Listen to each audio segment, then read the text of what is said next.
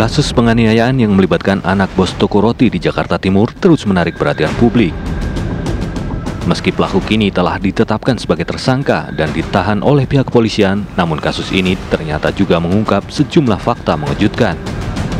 Dalam rapat dengar pendapat dengan Komisi 3 DPR RI pada tanggal 17 Oktober 2024, korban mengungkapkan bahwa ia sempat didatangi oleh seorang pengacara yang mengaku sebagai utusan dari Polda. Ada cerita juga yang tentang pengacaranya.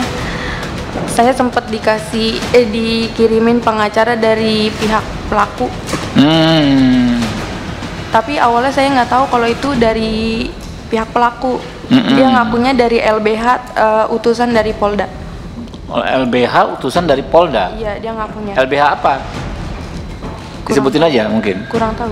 Dia ngomong itu aja. Oke, ngakui dari LBH ya, tapi Mbak belakangan tahu itu dari pelaku. Gitu. Awalnya nggak tahu. Oke. Terus pas pertemuan di Polres pengen BAP, di situ dia ngasih tahu kalau dia disuruh sama bos saya. Siapa namanya? Absya. Nama pengacaranya? Nama pengacaranya? Enggak. Pengacaranya siapa namanya? Bosnya siapa namanya? Pengacaranya saya nggak tahu namanya. Iya, nama bos Anda siapa?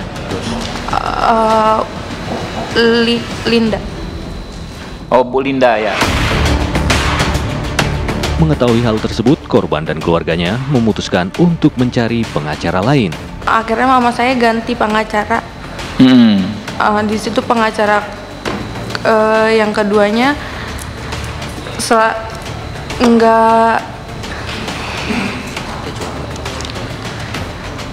Kalau saya tanya tentang gimana kelanjutannya, dia selalu jawab sedang diproses.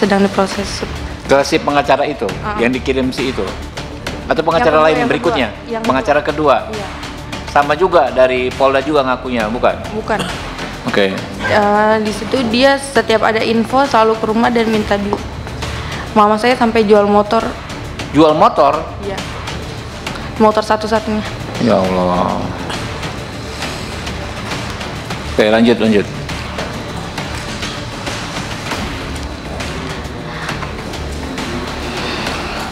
Lanjut, santai aja.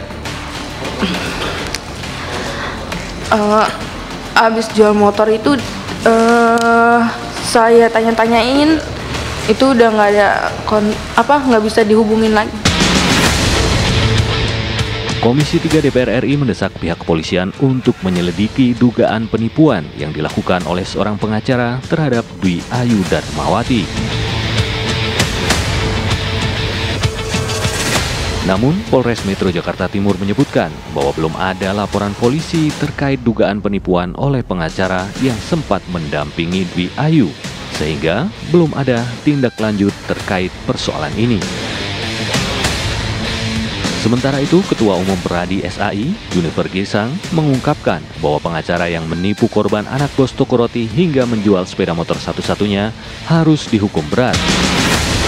Pihaknya mengecam tindakan oknum pengacara yang menipu Dwi Ayu Darmawati, pegawai toko roti Jakarta Timur yang menjadi korban penganiayaan oleh anak bosnya bernama Jos Sugama Halim. Junifer menilai pengacara tersebut harus diberi sanksi berat hingga dipecat dari profesi advokat. Junifer juga meminta kepada organisasi advokat lain yang beranggotakan advokat bermasalah atau diduga melakukan penipuan harus bisa memproses dan tidak membiarkan sikap dan tindakan tersebut. Fakta-fakta yang muncul dalam kasus penganiayaan terhadap pegawai toko roti di Jakarta Timur ini menunjukkan kelemahan dalam sistem hukum dan perlindungan korban di Indonesia.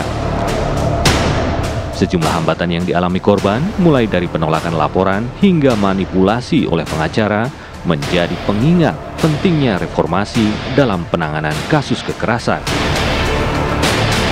Kasus ini juga menunjukkan perlunya edukasi dan pemberdayaan korban agar mereka dapat memahami hak-haknya dan menghindari eksploitasi dalam proses hukum.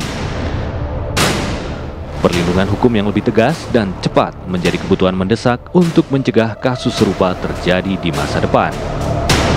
Perhatian terhadap korban kekerasan harus menjadi prioritas, bukan hanya dalam sistem hukum, namun juga dalam upaya kolektif masyarakat untuk menciptakan lingkungan yang aman dan adil bagi semua pihak. Selanjutnya, pegawai toko roti yang menjadi korban penganiayaan mengaku sempat mendapat intimidasi dan ancaman dari bosnya jika tidak menghapus video bukti penganiayaan.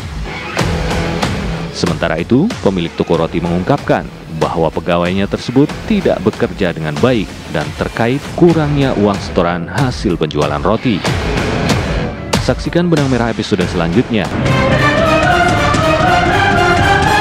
Dia juga pernah ngatain saya miskin, babu. Terus dia juga sempat ngomong, orang miskin kayak lu nggak bisa masukin gue ke penjara, gue nih kebal hukum.